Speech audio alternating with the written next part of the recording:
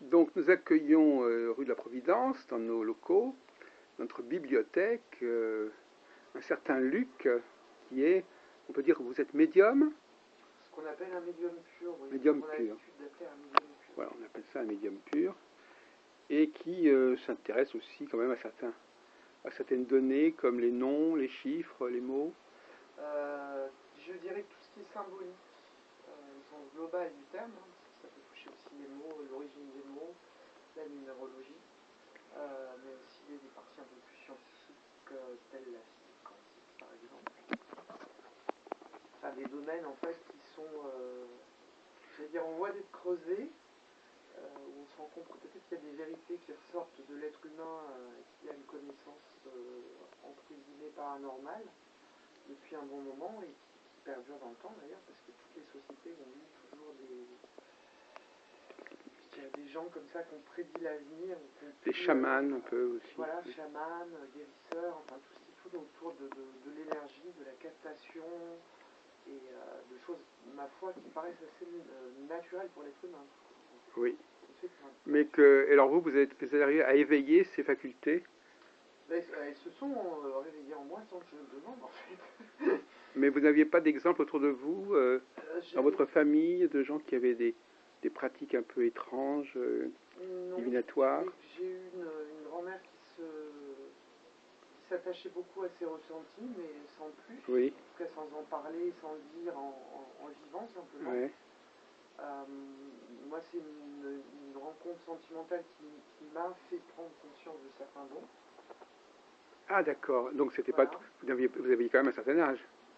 J'avais 33 ans. Oui, parce que ça fait peu de temps quelque part, oui. Mais en fait, en prenant conscience de ce qui était présent déjà en moi, je me suis rendu compte que je l'avais depuis que j'étais enfant. En fait. Ah oui, vous avez fait les liens après coup. En fait, oui. J'ai eu une espèce de remontée chronologique un parcours de vie global, en me rendant compte qu'effectivement, ça datait pas d'hier, c'est juste que j'en avais pas conscience, et que pour moi c'était des choses à la limite peut-être un peu magiques et qui faisaient partie de mon univers, j'avais l'impression d'être très créatif, et en fait c'était pas seulement de la créativité, c'était effectivement une façon de voir les choses nouvelles, créatives, et peut-être la suite, mais qu'il y avait des choses qui venaient du domaine du ressenti.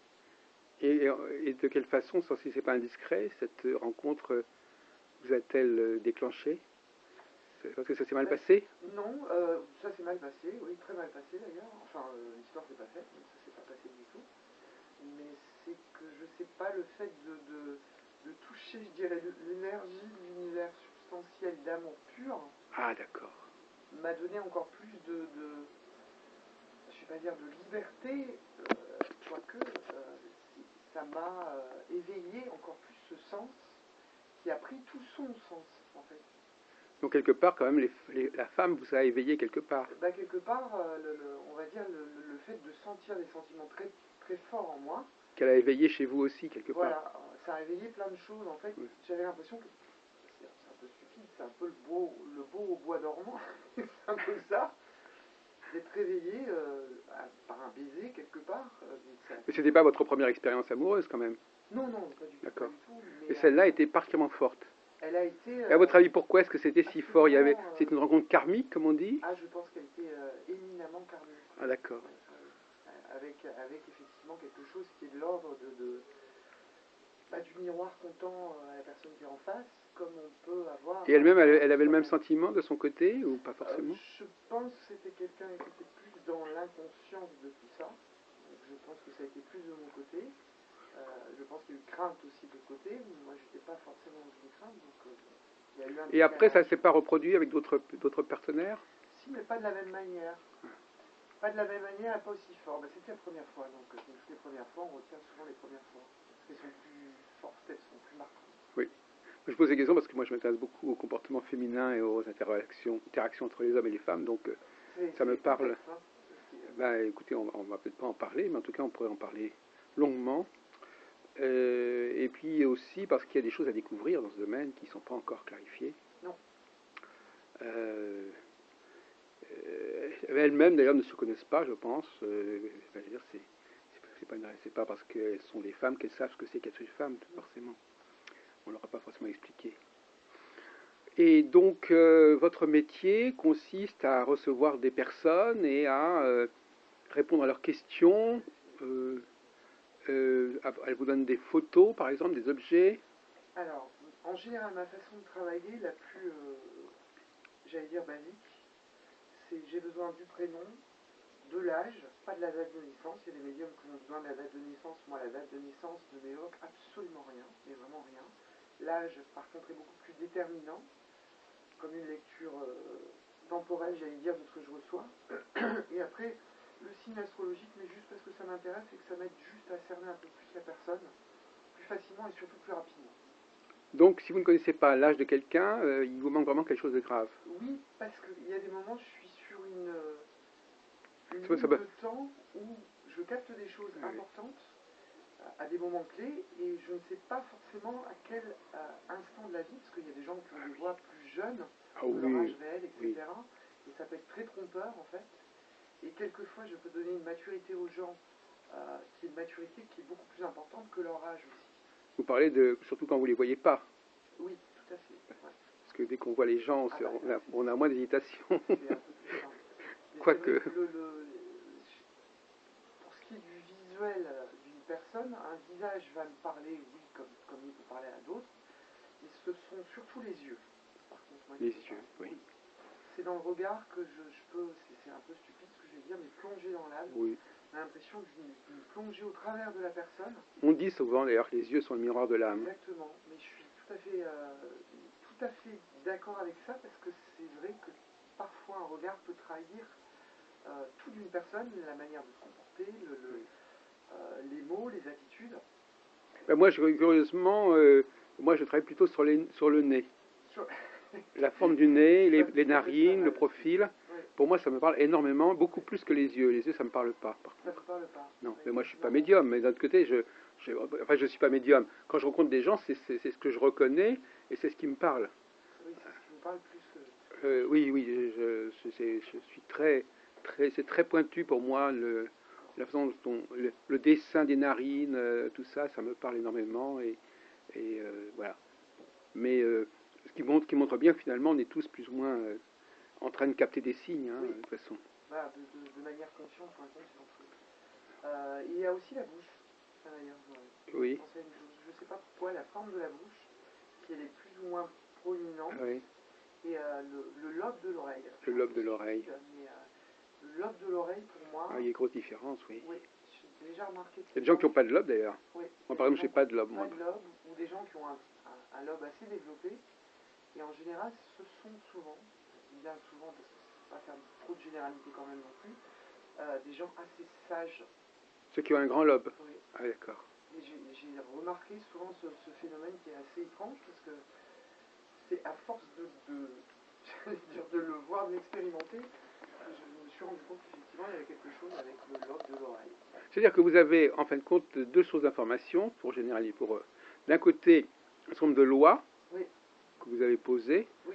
de règles générales, de lignes générales, et de l'autre côté, un ressenti directement sur la personne. Voilà. Et vous travaillez sur ces deux registres, en fait. C'est-à-dire qu'en fait, bon, après, c'est ma vision de l'être humain.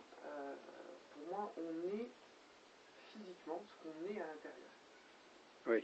Donc, tout ce qui est à l'intérieur ressort d'une manière ou d'une autre, ou frustré, ou au contraire exprimé, mais de toute façon, ça ressort d'une manière ou d'une autre. Aussi bien les blocages que, au contraire, les choses qui sont en excès, qui ont besoin de sortir. Donc, à partir de ce moment-là, soit je ferme mon ego, je tais mon ego et moi-même et je capte directement ce qu'il y a à l'intérieur, ou je me sers de l'extérieur pour capter ce qu'il y a à l'intérieur, mais avec, j'allais dire, ce que j'ai devant les yeux. Oui. Non, je veux dire que par exemple, quand vous dites que avoir des lobes ceci ou cela, ça veut dire que quelqu'un est plutôt comme ça, oui. C'est une loi, c'est une sorte de loi. C'est-à-dire que cette personne appartient à cette catégorie. Alors, mais vous pouvez avoir aussi des ressentis plus personnels. Ah oui, sur une personne en particulier et non pas sur le fait qu'elle appartient à un groupe X ou Y. Non, c'est pas du tout de la typologie après. Alors après, oui, il y a forcément de la typologie parce que il y a des moments où j'ai l'impression d'être, je dirais, découvreur de la personnalité humaine dans sa globalité avec voilà. des typologies qui se retrouvent. Oui. Pas toujours les mêmes, mais C'est un côté un peu scientifique, entre guillemets. C'est-à-dire, on établit des règles qui reviennent, qui se confirment. Quand il y a un certain type de signes, ça veut dire d'une manière générale ceci ou cela. C'est ça.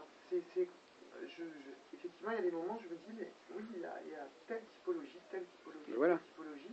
Il y en a plusieurs, c'est vaste, et puis après, il y a plein de mélanges dans ces typologies.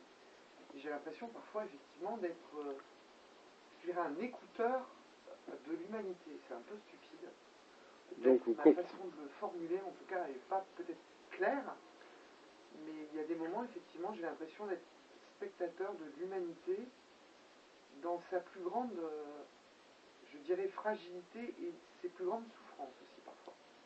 Donc l'humanité en tant qu'ensemble. En tant qu'ensemble et en tant qu'être vivant. Membre de l'humanité. Oui. Membre de l'humanité, mais qui a ses limites dues à son incarnation. D'accord. Donc le fait d'être humain. Oui. Un peu... Mais donc vous avez une idée de ce que c'est que l'humanité en général. J'arrive à... Je dirais que j'arrive à avoir une image plus précise que ce que j'aurais pu avoir avant. Oui.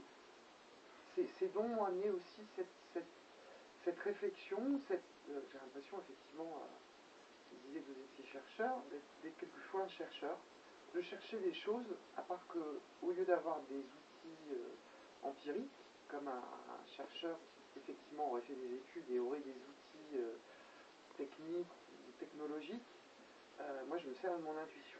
Oui, mais enfin vous observez le monde, vous observez les gens. C'est une vraie observation et c'est une observation, je dirais, qui est assez troublante parce qu'il faut savoir effectivement s'effacer complètement dedans pour ne pas juger, parce que le jugement tout de suite fout tout par terre. En fait. Est-ce que vous pensez, enfin une question un petit peu bizarre, est-ce que vous pensez que les femmes et les hommes travaillent de la même manière dans ce domaine-là? Pas du tout. Absolument pas du tout. Et pour avoir travaillé avec des femmes qui étaient mes collègues à l'époque, je les ai vues travailler, elles m'ont vu travailler, et on a travaillé ensemble, donc quelquefois à se dire, qu'est-ce que tu sentais sur cette situation, et toi qu'est-ce que tu sens, etc. Autant les femmes sont bonnes en captation, parce que je sais pas, il y a quelque chose en elles qui voilà, c'est plus, enfin j'ai l'impression que c'est plus naturel chez elles, et d'un autre côté, j'ai l'impression qu'elles s'attardent plus à certains détails, et les hommes vont plus à l'essentiel. Alors, c'est peut-être une façon de voir qui est complètement subjective. Et dans ma façon de capter, il y a des moments où je vais ressortir des choses qui ne sont pas entièrement fausses, pas entièrement vraies, qui sont à nuancer et à pondérer. Si je suis par exemple avec une femme, elle va me donner d'autres choses que je n'aurais pas moi captées, qui sont, c'est pareil, à pondérer. Elles ne sont pas vraies, elles ne sont pas fausses. C'est un mélange des deux, et c'est une complémentarité plus qu'autre chose. Vous avez travaillé en couple? Non, pas en vraiment équipe? travailler en couple. Travailler en couple de travail, oui. Dans un même endroit, ça oui, ça m'est arrivé. Suffisamment pour pouvoir comparer ou confronter? Oui. Ah, d'accord. Et en parler ensemble, en discutant ensemble. Oui. Tiens, comment tu ressens ça? Comment ça se passe chez toi? Et moi, comment ça se passe chez moi? Et en discuter pour essayer de comprendre s'il y avait des différences, s'il n'y en avait pas, si ça fonctionnait de la même manière ou pas.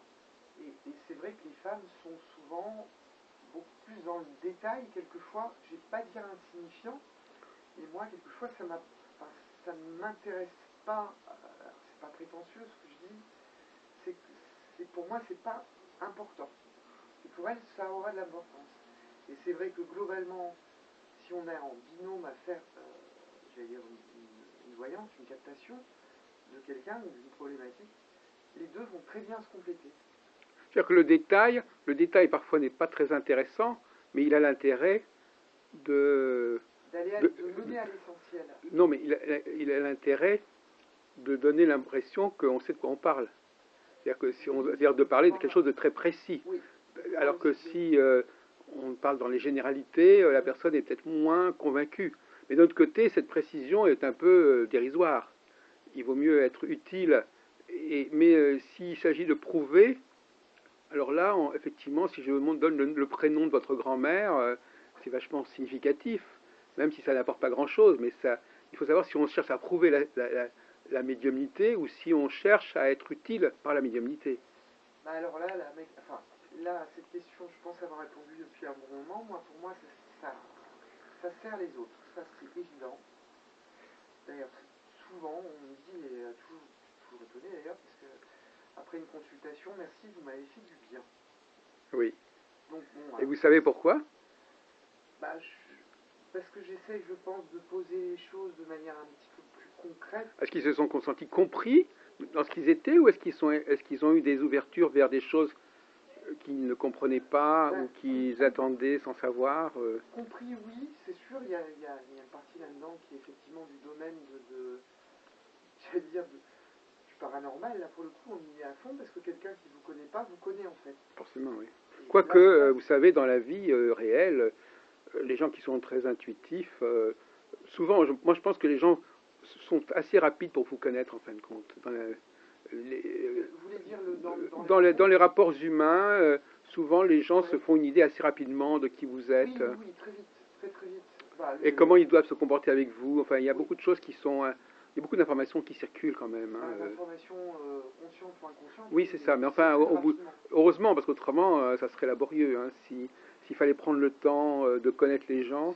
Donc, quelque part, heureusement que nous sommes tous plus ou moins capables de capter des choses. Oui. Ça fait gagner beaucoup de temps. Et parfois, on est surpris. On se dit, mais pourquoi cette personne se comporte avec cette personne-là comme ça, alors qu'il ne la connaît pas. Oui. Mais en fait, il la connaît quelque part. Oui. Il sait à qui il a affaire, en fait. Oui. Il a tout de suite compris à qui il avait affaire. Et donc, il ne perd pas de temps. Et parfois, ça crée des raccourcis un peu étonnants. Oui. Mais il n'y a pas besoin d'être voyant pour ça, en fait. Mais on a tous des antennes, un peu. Heureusement, parce que sans ces antennes, on ne saurait pas à qui on a affaire. Et donc, on a quand même besoin de prévoir ce qui va se passer avec quelqu'un. Ouais. Mais non, je parle aussi de ce principe que tout le monde a de l'intuition. Alors après, je sais pas faire, je sais faire du pain, mais à chaque fois que je fais du pain, c'est une catastrophe. Donc je préfère aller chez le boulanger parce qu'il fait mieux que moi. Voilà. Oui, pour ça que moi je le suis. C'est un grave problème que vous posez là, c'est de voir à partir de quel moment il vaut mieux. Est-ce qu'il vaut mieux faire les choses soi-même, mal, ou les faire bien par quelqu'un d'autre? Oui, c'est un dilemme. Parce que parfois, c'est parfois préférable de ne pas les faire les choses parfaitement, mais de les faire soi-même, oui. que de déléguer à quelqu'un d'autre. Mieux, mais en même temps, on est un petit peu aliéné, on est un petit peu limité. Enfin bon, c'est un vaste débat. Oui. Mais c'est vrai que votre proposition n'existerait pas s'il n'y avait pas des gens qui étaient convaincus que vous pouvez faire mieux que... C'est un peu ça, mais en même temps, je peux comprendre, parce que pour moi, autant j'ai pu capter des choses qui étaient réelles et tout à fait vraies, et qui sont avérées malheureusement vraies, parce que c'est souvent des mauvaises nouvelles d'ailleurs. Il y a des moments, très sincèrement, j'ai beau essayer de me concentrer sur ma vie, trop de choses se mélangent en moi, comme tout le monde, comme tout être humain, des peurs, des angoisses, des envies, et qui embrouillent, j'allais dire, une captation beaucoup plus pure et beaucoup plus juste. Alors que sur les autres, c'est beaucoup plus simple parce que les interactions, quand il n'y a pas d'affectif, après je développe de l'affection parce que je suis comme tout le monde pour certaines personnes que je revois, c'est autre chose. Oui. Mais mes amis, par exemple, peuvent me demander des choses.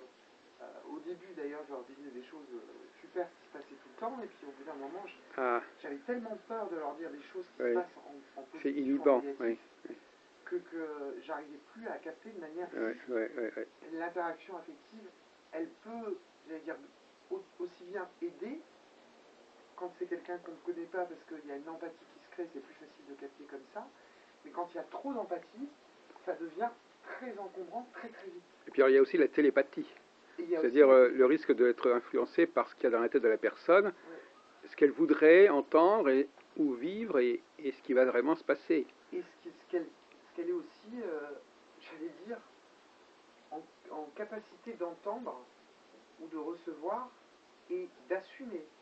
Oui. Ça m'est déjà arrivé avec des amis de dire des choses et de voir mes amis se déconfier complètement alors que j'essayais de pousser la mécanique dans le bon sens pour essayer de les réveiller sur des problèmes profonds, des choses comme ça. Et puis de me rendre compte que malheureusement, ils n'étaient pas prêts à recevoir l'information. Oui. Alors même si effectivement j'essayais toujours de le faire en étant le plus humain possible, c'est-à-dire c'est toujours pour le bien avant tout, force est de constater qu'il y a des gens que je pensais être prêt à recevoir Oui. certaines informations qui n'étaient pas. Alors justement, à propos de l'information, ce que j'aimerais savoir, c'est quel genre d'information peut-on espérer recevoir de vous, Luc? Alors, je vais vous dire, il y a quelque chose qui ne met pas toujours en moi. C'est vraiment pas non plus de la fausse Modestie. Euh, c'est vrai que le prénom, l'âge, le signe ne suffisent à savoir comment réagit la personne, à savoir quels sont ses nœuds de blocage dans la vie, et souvent ces nœuds de blocage psychologique. Alors, je ne sais pas pourquoi chez moi ça fonctionne plus comme ça, et là-dessus, en général, je me trouve... Enfin, très bon. Ben, c'est très bon et sans m'expliquer. Très fiable. Et en même temps, on m'explique. Enfin, c'est-à-dire que c'est très bon parce que les gens vont vous dire que c'est ça. Parce qu'en fait, la seule personne qui peut confirmer ce que vous dites, c'est la personne que vous avez en face de vous. Oui, c'est elle qui peut me donner un juste retour de ce que j'ai pu voir, oui. ou ce que j'ai pu dire, voilà. ou ce qu'elle a causé. On est un petit peu prisonnier de son client. Hein. Oui, tout à fait. Et bon, alors par contre, ça, force est de constater que ça, c'est une grande satisfaction, c'est qu'en ayant le point de blocage des gens dans leur vie, s'ils m'appellent pour une question et qu'en fait je sens que c'est un petit blocage et que comme tout le monde on a des problèmes et ça passe très vite, il est possible que je dévie complètement la consultation sur ce qui me semble au contraire primordial. Mais quand je dis primordial, c'est vraiment primordial. Un deuil mal effectué, des parents qui n'étaient pas assez présents et de ce fait un manque de confiance, et des choses comme ça, et qui rejaillissent là sur tous les points de la vie et qui vraiment encombre la vie de la personne, qui pourrait être beaucoup plus elle-même, dans beaucoup plus de, j'allais dire, de satisfaction et j'allais dire, de libération d'elle-même dans le côté positif. Mais alors, à partir de là, le problème c'est qu'est-ce qu'on peut y faire en fin de compte? Est-ce que ça détermine un traitement, un suivi? Est-ce qu'on l'envoie chez le psy? Qu'est-ce qu'on fait avec ça? Ça m'arrive souvent effectivement de conseiller aux gens si elles en ont besoin, s'ils ressentent le besoin d'aller voir un psy, juste pour pouvoir parler peut-être de certaines choses dont ils n'ont jamais parlé, et puis avoir le regard d'un thérapeute, parce qu'il y a aussi un thérapeute avec un bon recul. Parce que le problème, c'est qu'en étant médium, en général, on a toujours une espèce d'image, alors auréolée, nimbée de positif comme de négatif, soit de l'escroc, soit au contraire de la personne qui a le numéro de téléphone direct de Dieu et qui peut... Ou alors on est un manipulateur aussi. On est un manipulateur, et il y a aussi quelque chose qui est de l'ordre de la confidence, on est confident. Et confesseur. Les gens qui n'ont pas la possibilité de parler autour d'eux de certaines choses, il n'y a qu'un médium à qui on peut s'adresser, donc c'est vraiment casse-gueule en fait, comme rôle, c'est super casse-gueule, parce qu'on peut basculer de l'un à l'autre et on a tout en même temps à gérer en fait. Et puis aussi les gens qui attendent que quelque part vous leur portiez chance, si on peut dire. Oui. C'est-à-dire que vous leur disiez des choses, que c'est par vous, non seulement que vous annonciez des choses, mais que vous fassiez en sorte que ça se passe bien. C'est ça, et quelquefois on vous prend aussi pour un mage, soyons clairs, un espèce de magicien, où en gros on l'appelle, il va nous dire des trucs, ça va se passer, et si ça se passe mal, il va nous dire ce qu'il faut faire pour pas que ça se passe mal. Mais le problème, c'est que c'est pas comme ça que ça se passe en fait. Et c'est bien le problème, et il y a un gros problème de compréhension des gens par rapport à ce phénomène, c'est que malheureusement je me suis déjà retrouvé dans certaines situations où je disais à une cliente, une femme en l'occurrence, faites attention, vous allez faire ça, faites attention, et je l'ai répété je ne sais pas combien de fois, parce qu'il y a eu plusieurs tentatives de prévenir et d'éviter ce que je sentais qui allait se passer, et malheureusement ça s'est passé. Et malheureusement, de la manière dont je l'avais dit, et là il n'y avait plus de possibilité de rattrapage, et la personne m'a appelé, mais complètement désespérée, en me disant, vous m'aviez dit que il fallait pas que je fasse ça, et je l'ai fait, et ça s'est passé mal. Qu'est-ce que je peux faire maintenant? Pas rien. Je vous ai prévenu, là pour le coup, vous m'avez pas écouté complètement, et malheureusement, je ne pouvais rien faire d'autre. Je sentais bien que j'essayais de vous prévenir, mais que ça allait se passer, puisque sinon je ne le capterais pas, je ne l'aurais pas capté de cette manière-là. Vous l'aviez capté comme ça, comme devant se passer de toute façon? J'avais l'espérance qu'en captant et en la prévenant, ça allait changer les choses. J'avais cette espérance. conférence qui était un peu... Donc Luc, vous captez des choses qui ne sont pas encore arrivées. Oui. On peut dire ça. Oui. Alors, est-ce que c'est par votre... Est-ce que vous avez des guides? Est-ce que vous avez un subconscient, un inconscient, une science infuse? Et comment se fait-il qu'on puisse savoir des choses comme ça? Enfin bon, il y a toutes sortes de questions qui se tournent autour de ça. C'est très compliqué. Alors, j'aurais deux réponses. Je dirais qu'il y a la réponse de l'enfant en moi qui dirait que oui, effectivement, mon père est décédé, mon grand-père est décédé, ma grand-mère est décédée. C'est trois personnes que j'adorais plus que tout au monde et qui me manquent beaucoup. Et au départ, quand j'ai pris conscience de tout ça, je leur parlais et je leur demandais une réponse et j'entendais effectivement des voix, des réponses. C'était pas forcément leur voix, mais je pensais que c'était eux. Donc je m'étais dit, hop, je l'avais dit, super, il suffit de demander, ils sont à côté, c'est bien pratique. Et voilà. Et en fait, je pense que c'est beaucoup plus compliqué que ça. Je dirais que c'est plus une espèce de réservoir d'informations dans lequel je puise. Mais d'informations qui ne sont... Il y a les informations du passé et ça, c'est l'information du futur. Voilà. Et ce serait pareil, en fait. Ben, c'est pour moi une espèce de réservoir qui contient tout ce qui existe, dont le temps. Ah oui, d'accord. Et donc, contenant le temps, bah oui, il suffit que je décide, et c'est pour ça que je demande l'âge des gens, de me positionner dans l'axe de temps, et je peux lire dans le passé, dans le présent ou dans le futur. C'est comme si on revivait une nouvelle fois quelque chose qu'on a déjà vécu et qui a déjà été vécu, mais qu'on peut éventuellement revivre autrement, mais si on ne le fait pas, on va le revivre comme ça avait été. C'est-à-dire que c'est une sorte de vie déjà vécue. C'est un souvenir non encore arrivé. Ah oui. C'est un peu stupide, peut-être ma façon de le formuler, mais c'est un souvenir qui n'est pas encore arrivé. Ou qui est arrivé dans une... parce qu'on a déjà vécu ça avant. Ou dans un univers parallèle, oui, c'est ça. Capter les choses. Oui. Je ne sais pas trop comment le définir parce que je pense qu'il n'y a pas de réponse. Oui. En tout cas, pour l'instant, il n'y aura pas de réponse valable scientifique.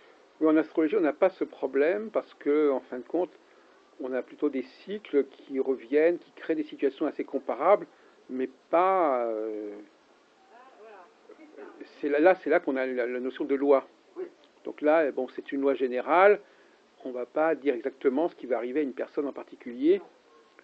Est-ce que vous êtes vraiment branché sur la personne? Oui. Oui. Grâce à ce nom, cette date de naissance.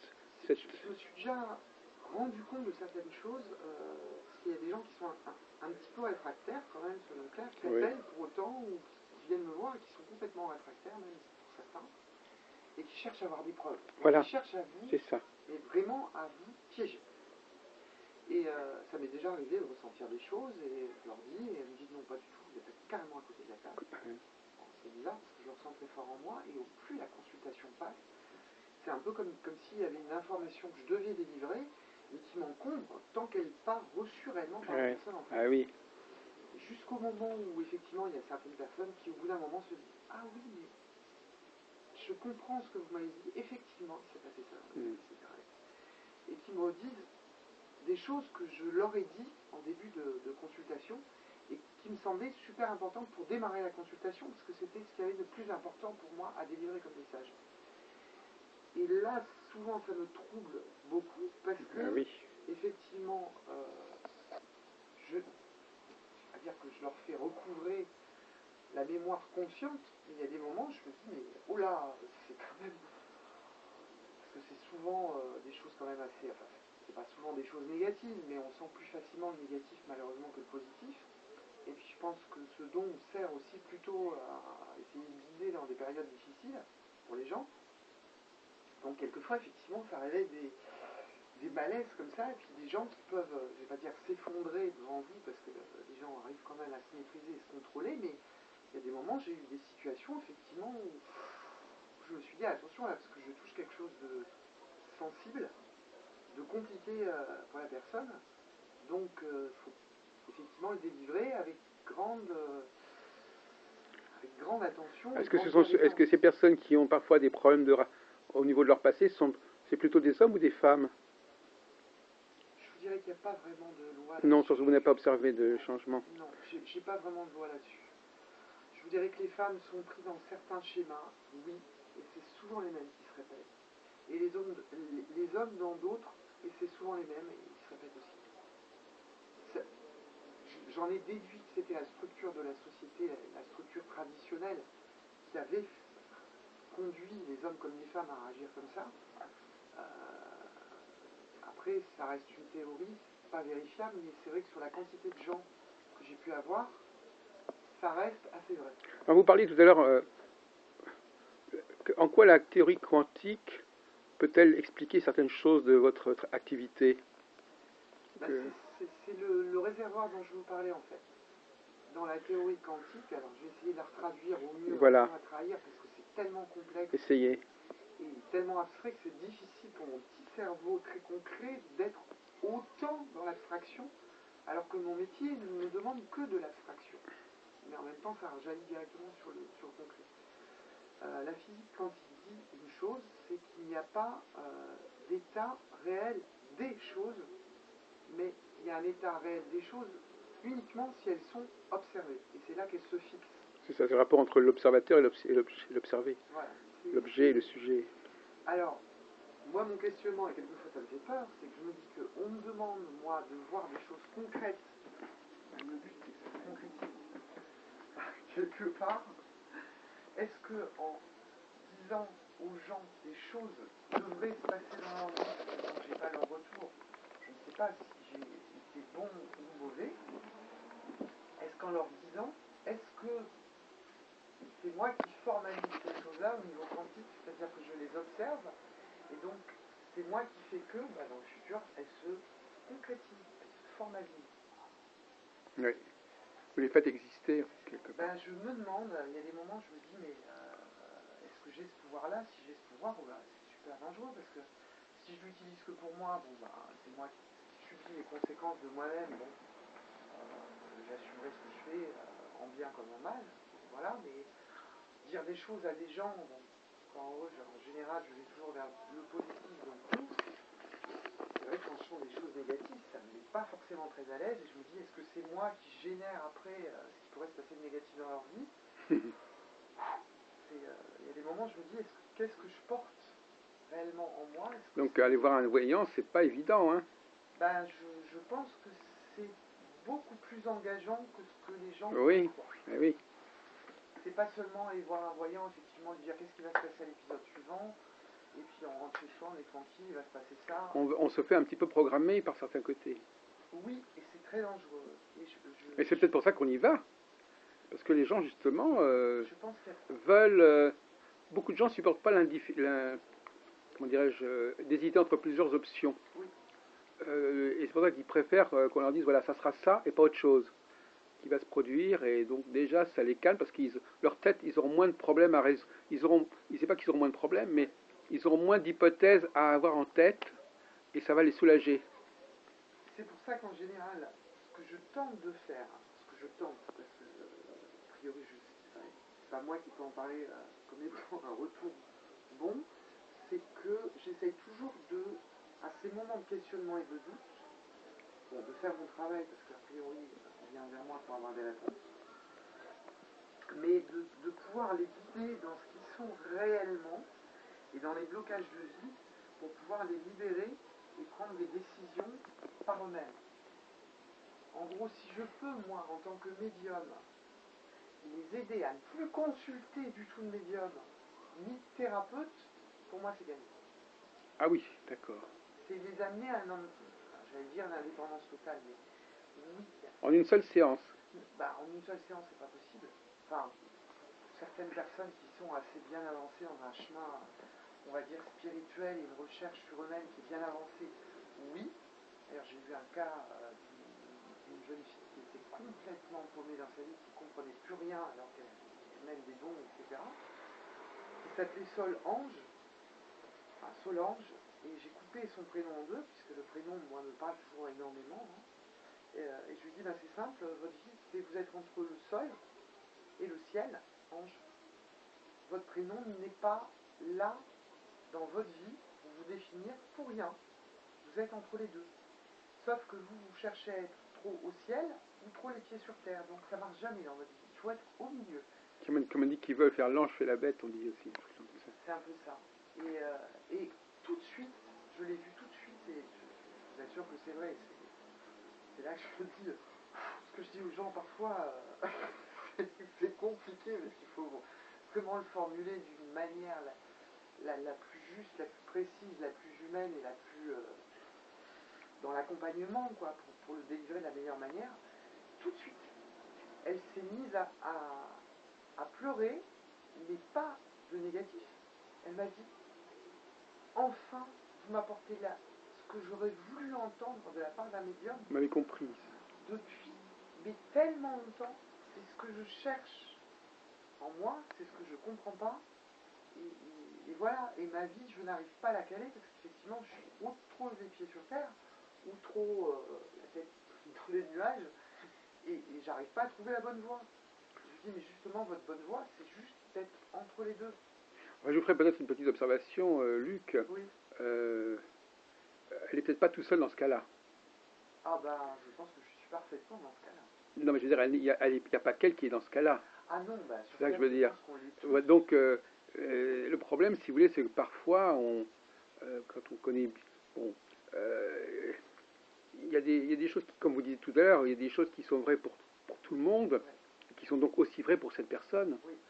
Et donc, parfois, au fond, les gens croient qu'ils sont uniques dans leur genre, alors qu'en réalité, ils vivent des choses d'une manière à peu près identique aux autres, mais ils ne s'en rendent pas compte.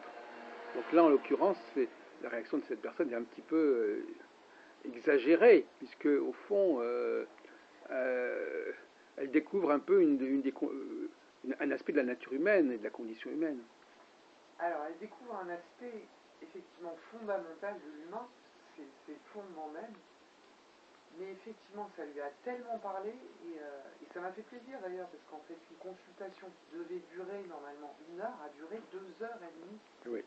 C'est la première fois d'ailleurs de toute ma carrière, de toute ma vie de médium, je dirais en fait, que j'ai eu une espèce de consultation comme ça, longue, parce que elle avait besoin de tellement de réponses que j'allais dire, mes réponses amenaient d'autres questions et arriver à la sortir d'une impasse dans laquelle elle se sentait complètement, mais c'est même plus enfermée, parce que je pense que c'était plus une souffrance qu'autre chose.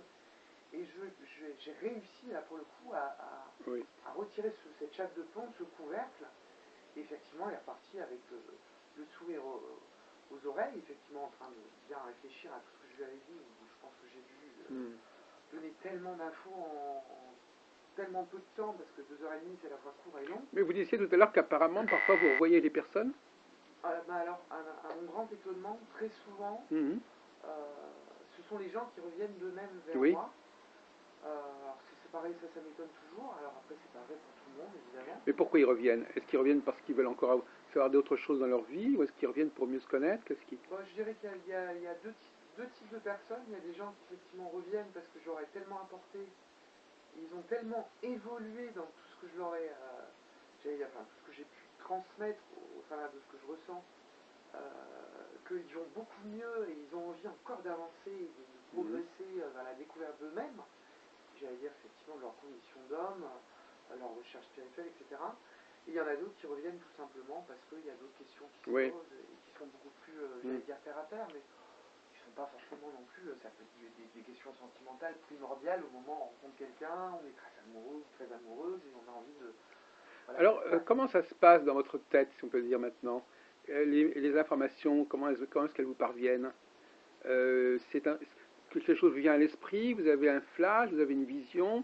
Qu'est-ce que vous captez? Il y a plusieurs Quel choses. support que vous lisez? Enfin, je sais pas. Il y a plusieurs choses. Alors, moi, je n'utilise pas de support. Non, mais enfin, je veux dire, je sais que vous n'utilisez pas de support, mais sur quoi voyez-vous l'information? Alors, comment l'information vous est-elle transmise? Il y a plusieurs choses. Dans un premier temps, c'était vraiment des voix que j'entendais. Je vous posais une question à quelqu'un d'invisible, que les gens ne peuvent pas voir. Et vous entendiez vraiment? Et j'attendais, oui, à l'oreille droite. Pourquoi, je ne sais pas, l'oreille droite. Bon, très bien. Après, ça a évolué vers autre chose où je n'avais plus besoin de poser les questions, j'avais directement les réponses. Oui. Comme une réponse, comme un souvenir. Voilà. Vous savez des choses que vous ne devriez pas connaître de manière raisonnable. Ça, c'est vraiment quelque chose de particulier. Et il y a effectivement les flashs. Là, pour le coup, toutes mes expériences de flash, je dirais, réelles, parce que j'ai pu les confronter à la réalité après, à décrire des lieux, décrire des situations, décrire un jour où les choses allaient se passer, où j'étais, moi, à planer au-dessus d'un endroit que je pouvais parfaitement décrire, avec des situations, avec des gens, presque la manière dont ils étaient habillés. Oui, et des lieux, parce que là, par contre, j'ai pu avoir des photos, donc des indications visuelles de ce que j'avais vu. Effectivement, ça m'a moi-même troublé. Je me suis dit, c'est pas possible d'être aussi précis. J'aurais presque pu prendre une boussole et dire, voilà, ça c'est au nord, ça c'est au sud-ouest, ça c'est à l'est. C'est vrai que c'est troublant, parce que là, c'est des lieux, en plus, que je ne connais pas. Des lieux que je n'ai jamais vus, certains que je ne verrai jamais, mais où j'ai réussi à avoir des photos, effectivement, où j'ai décrit exactement ce qui se faisait dans l'endroit, un bâtiment qui était au centre de telle chose, il y avait une forêt autour, enfin, effectivement, c'est des choses qui peuvent paraître tout à fait banales, parce que très globales, mais en fait, quand on voit la photo, c'est surprenant de précision. Alors, une autre question que je me pose depuis quelque temps, c'est, admettons que vous voyez quelque chose arriver, si on peut dire, est-ce qu'on sait dans dans, dans quel, dans quel temps ça va se produire, c'est-à-dire au bout de combien de temps, et est-ce qu'on sait par quoi il va falloir passer pour y arriver? Alors moi, c'est difficile de répondre à cette question, parce que la voyance et le temps fait définitivement mauvais ménage. Je sais que je sens des périodes favorables ou défavorables. Ah oui, d'accord, ça se passe comme ça. Ouais. Et ça, vous captez le côté favorable ou défavorable? Oui. Il y a un ressenti différent? C'est-à-dire que quand la personne traverse une période favorable, a priori elle est heureuse, je le sens. Ouais. Donc, pour définir la période, c'est plus simple, mais c'est pas le temps. Au fond, ça se limite un peu à ça, quelque part.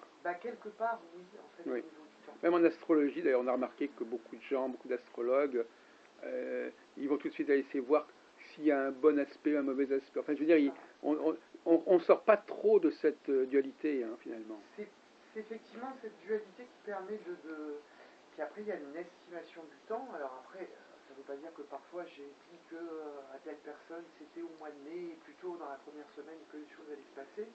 Bon, il se trouve que c'était dans la deuxième semaine du mois de mai. Bon, alors l'erreur à quelques jours, voilà, elle se compte Mais pas. vous arrivez parfois à dire des choses de ce type-là? Oui, il y a des moments sur les dates. Alors c'est bizarre, c'est avec certaines personnes, ça marche. Mais ça se situe dans les mois à venir en général. C'est à court terme.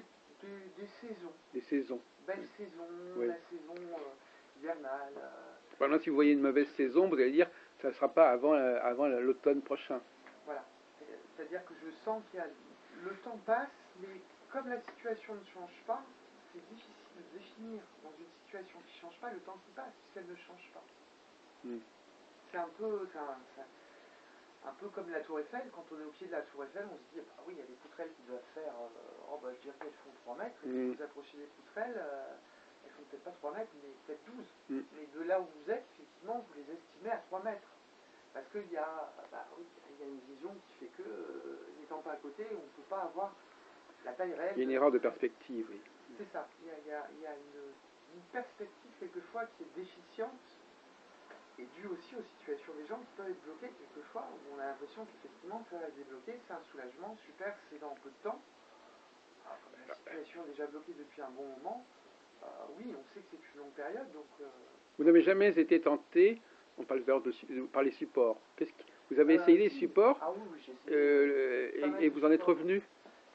C'est pas que j'en suis revenu, je les utilise au cas où, mais c'est vraiment histoire de confronter ce que je ressens avec une autre technique qui pour le coup est juste de la technique. Le pendule, bon, qui marche.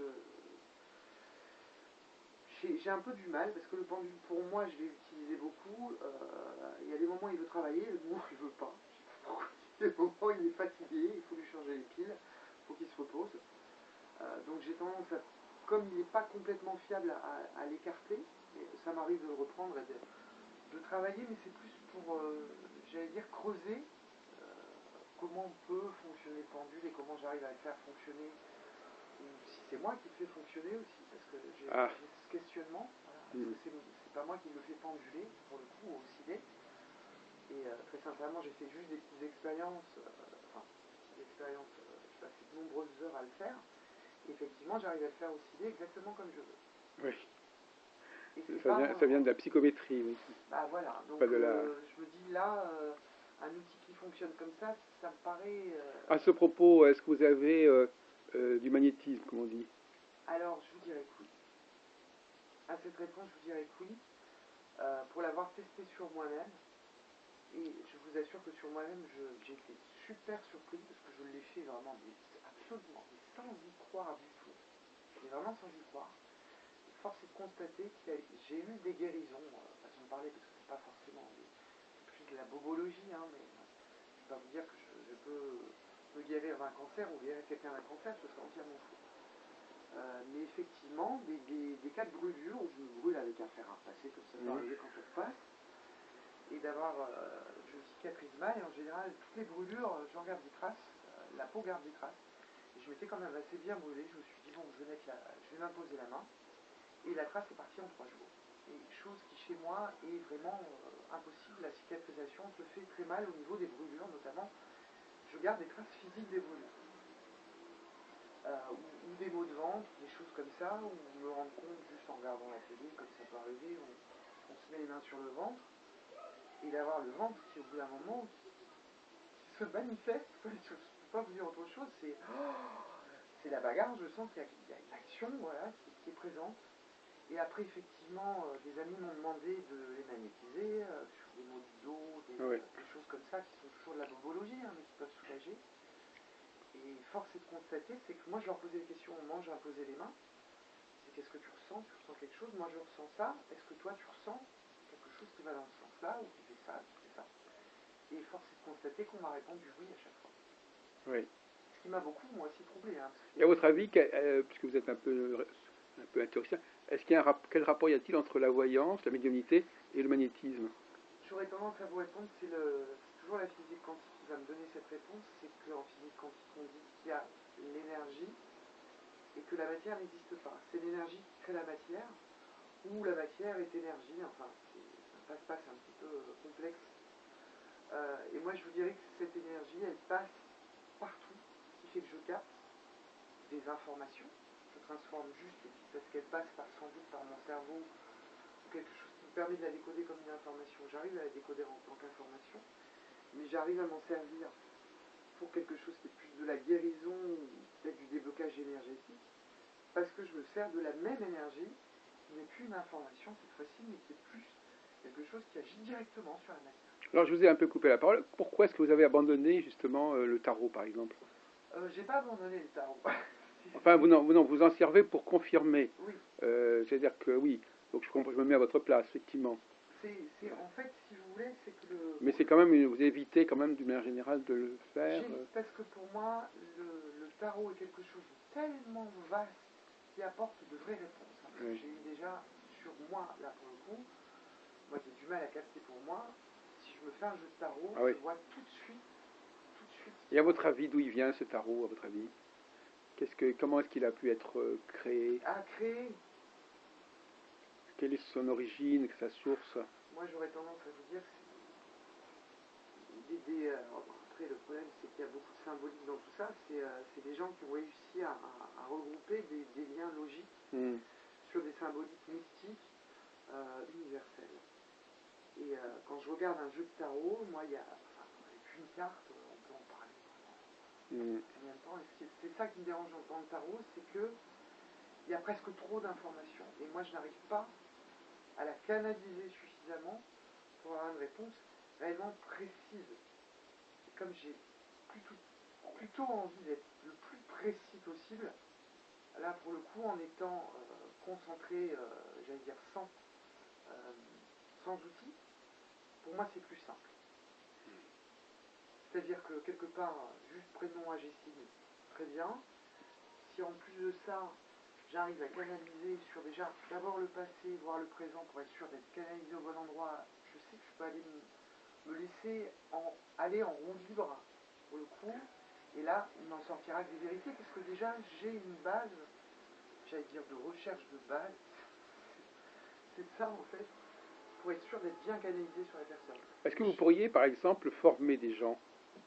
Avoir un stagiaire, un assistant, quelqu'un que vous conduisiez dans cette direction? Je dirais pas formé, je dirais...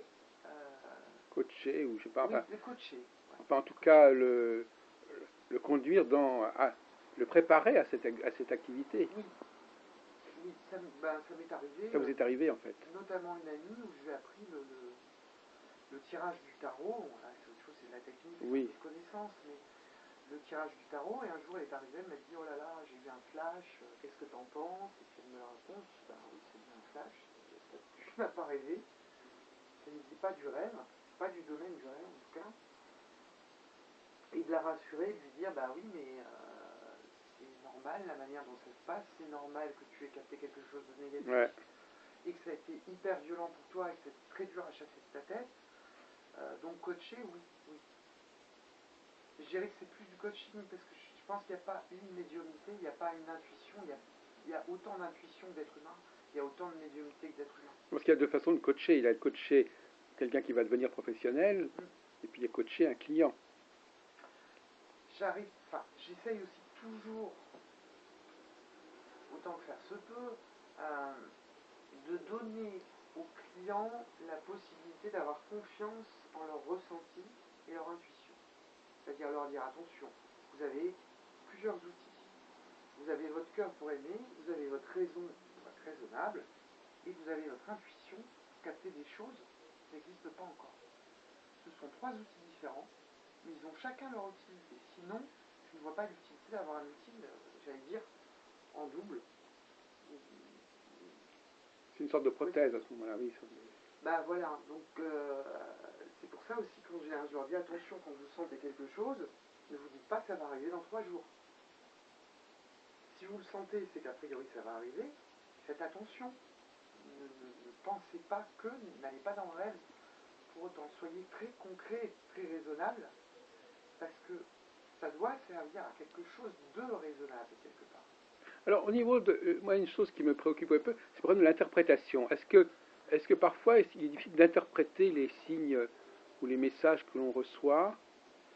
Et est-ce que ça ne se prête pas à plusieurs lectures et même parfois, on ne sait pas forcément de qui il est question. Je vous donne un exemple concret.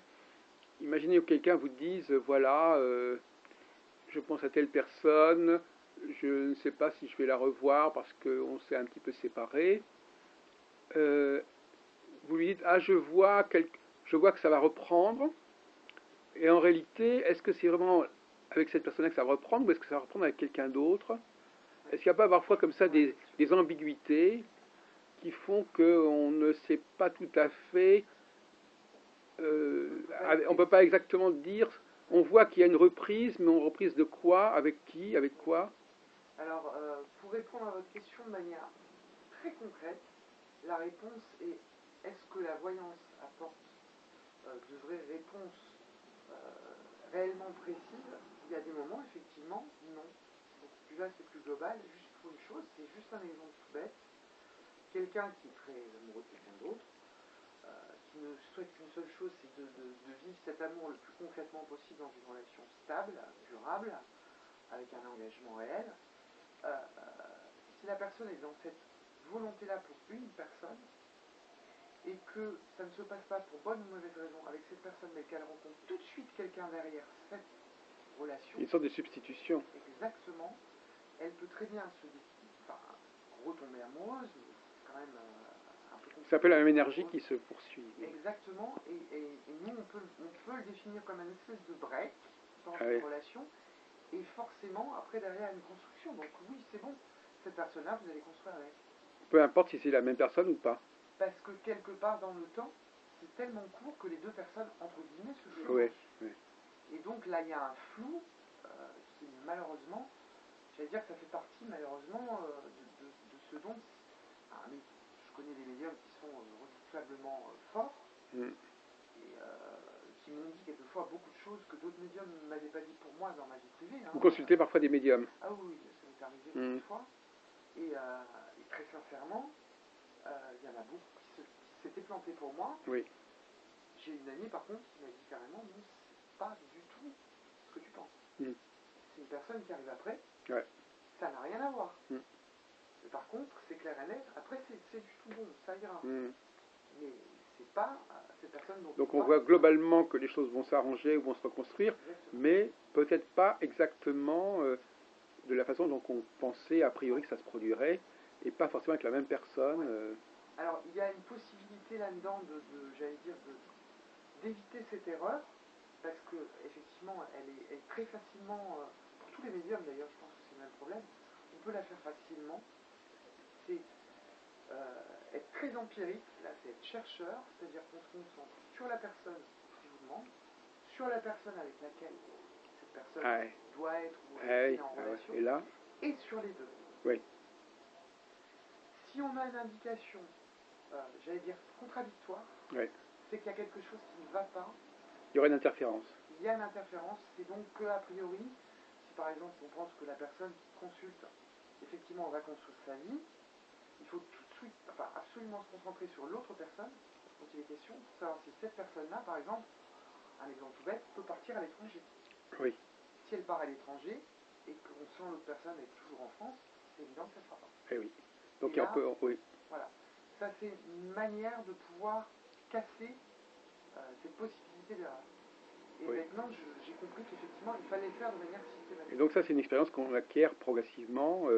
On évite on évite certaines erreurs qui sont peut-être pas très graves, parce que finalement, globalement, ça sera quand même ça.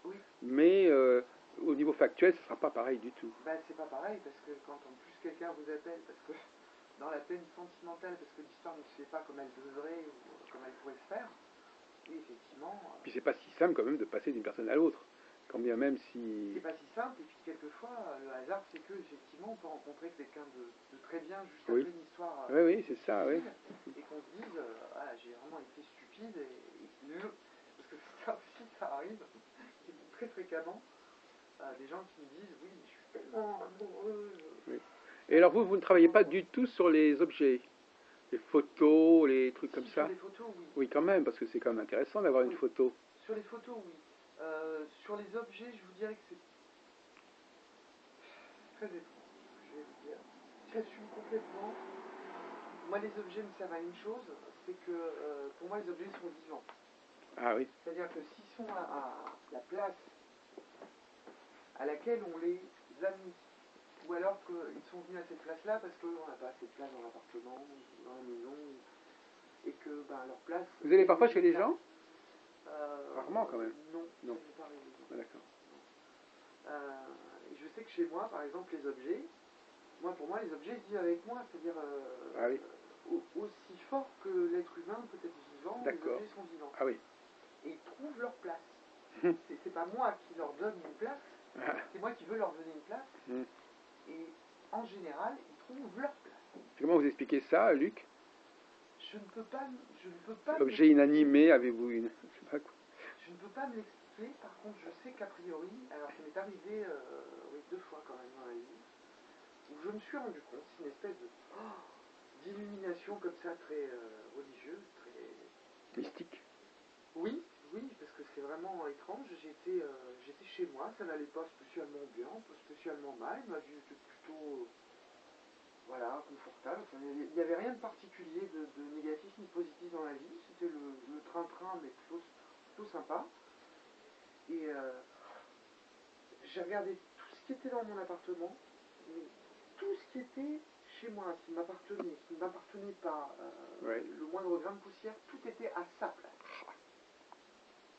Et ça, je peux vous dire que franchement, ça m'est arrivé 2 fois.